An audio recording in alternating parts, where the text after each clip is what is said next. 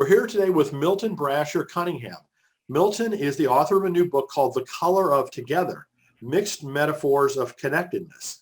And this is the book. I highly recommend it. I hope you can get a copy.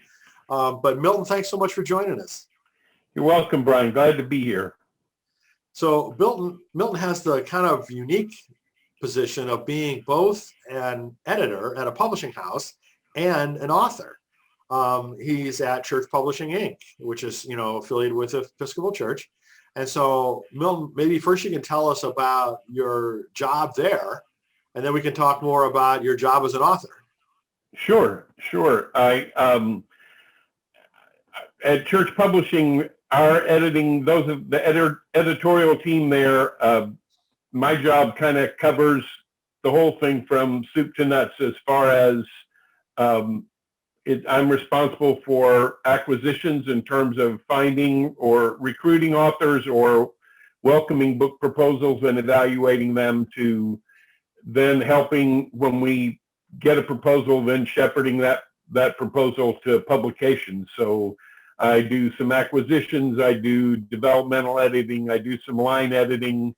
I help chase down endorsements once we get the manuscript onto production. So it's in our house anyway, the editor's job is really the most relational one of anyone, of kind of staying close to the author, making sure they're informed, making sure they have what they need.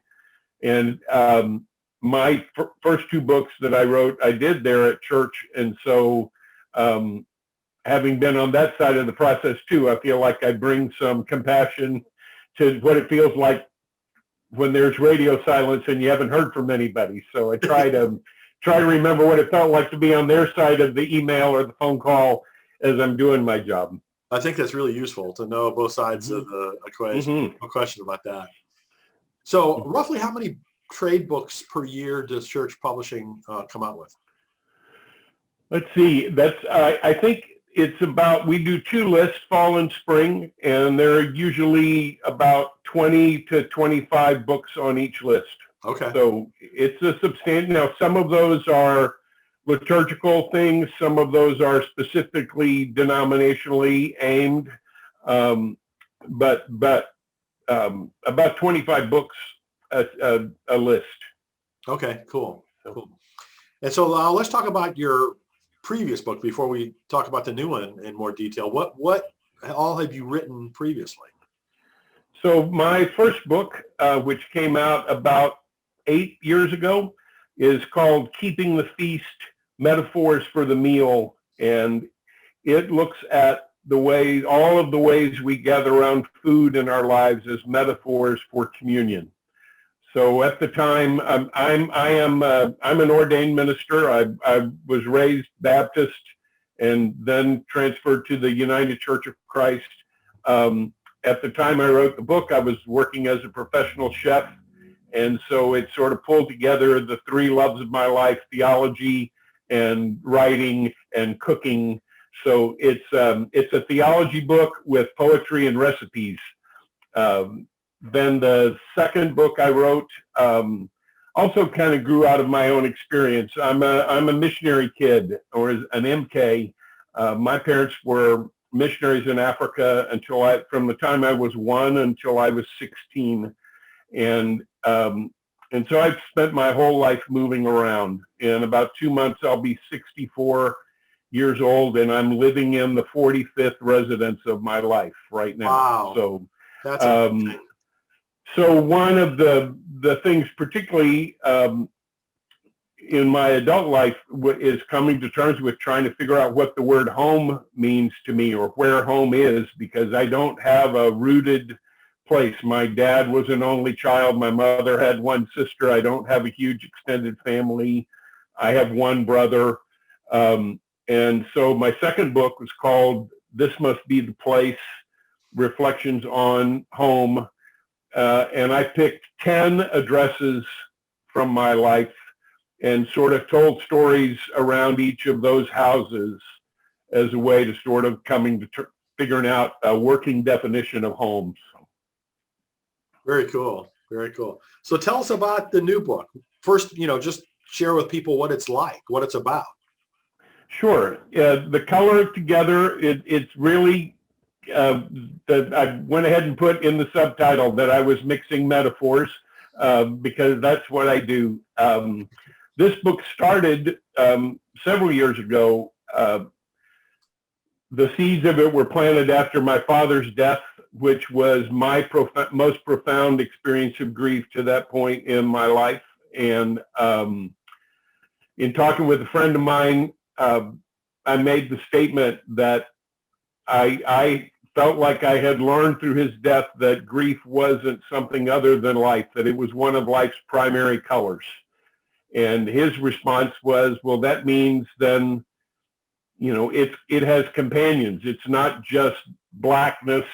It is, the primary colors are red and blue and yellow. So, and that just set me thinking. And so I started jotting down notes and taking things and chasing metaphors and learning a lot of things. I found out that there's a whole field of study on the philosophy of color that I didn't even know about. I've read more things about colors and pigments and trying to learn so that I understood the metaphor. I read every Greek book that I could find. I read theology books. And so for probably about a year and a half, that's what I did, was just read and take notes.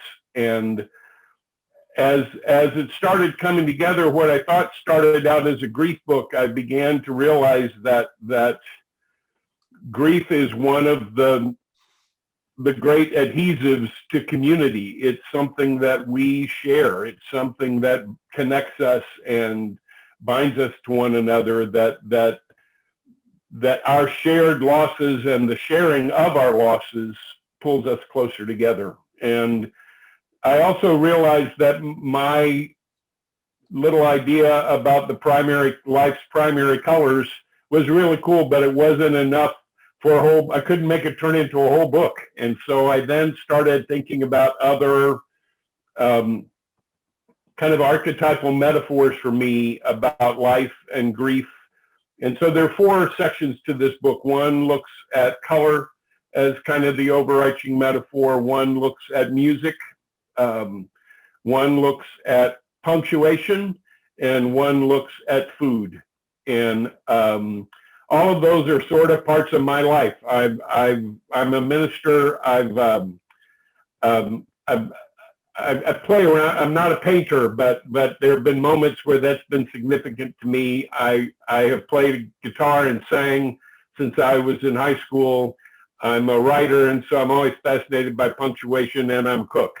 And so these are all sort of very organic metaphors for me, and then each one in its own way speaks to grief. A lot of the stuff in the section on music connects not only to larger life issues, but also to my hearing loss, which has been a part of my life for the past 6 or 7 years and continues to worsen and continues to be something I'm trying to understand how to live with. And the section around punctuation speaks a lot to how I live with depression, which one of the most helpful definitions for me of depression, even clinical depression, is profound grief, that it is a way of trying to deal with broken connections in our lives.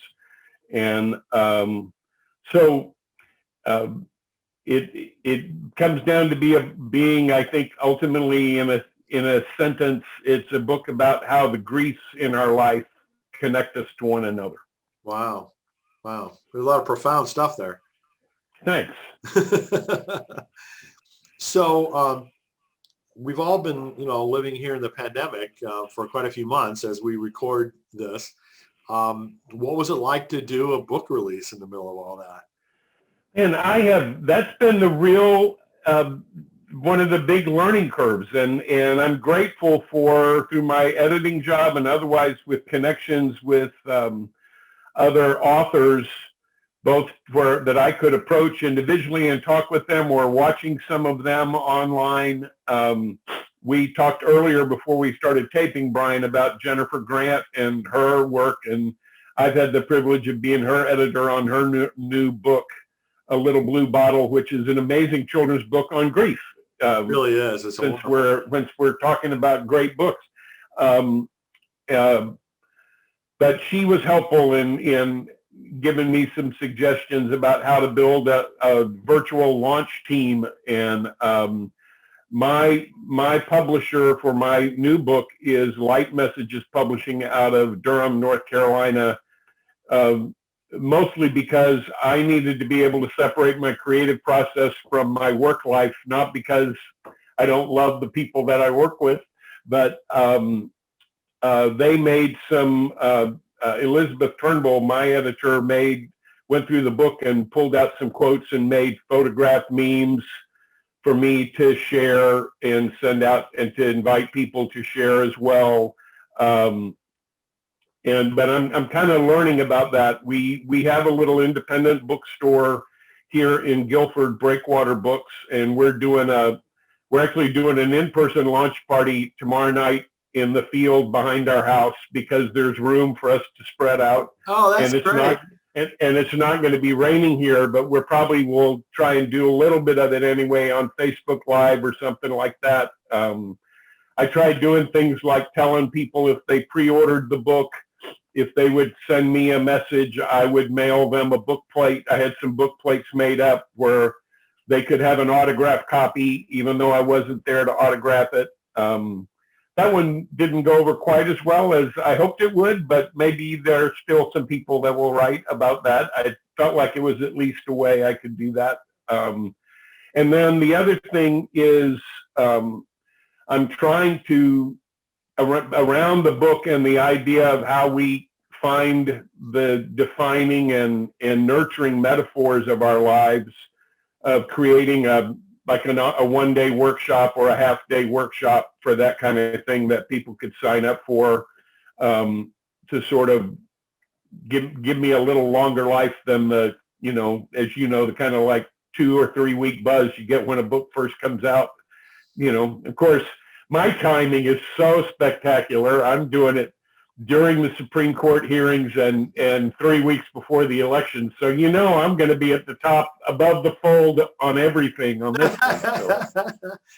Oh, I hear you. I've been trying to do conferences during the election and other stuff too. And it's just like, oh my goodness, it's tough times for getting people's awareness.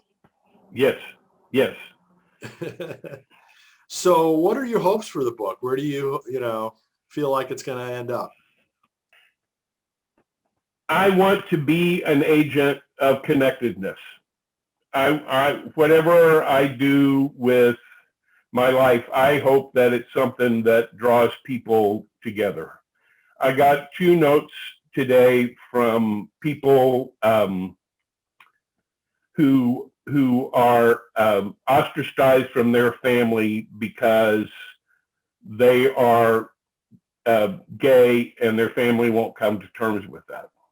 And of course, that's even heightened by all the election stuff. And they both wrote to say, I was reading your book and you helped remind me I have somewhere to belong. Wow. That's what I want to do, Brian. I've tried with all 3 of my books. I don't know if this is a new category I've invented, but I'll use it anyway. I want to write invitational theology. I'm not out to hit somebody over the head with doctrine. I want to invite people to relationship. I want people to know that God's name is love, and even in the pandemic, God's arms are wide open, and we can fall into them and lean on one another in the process. So,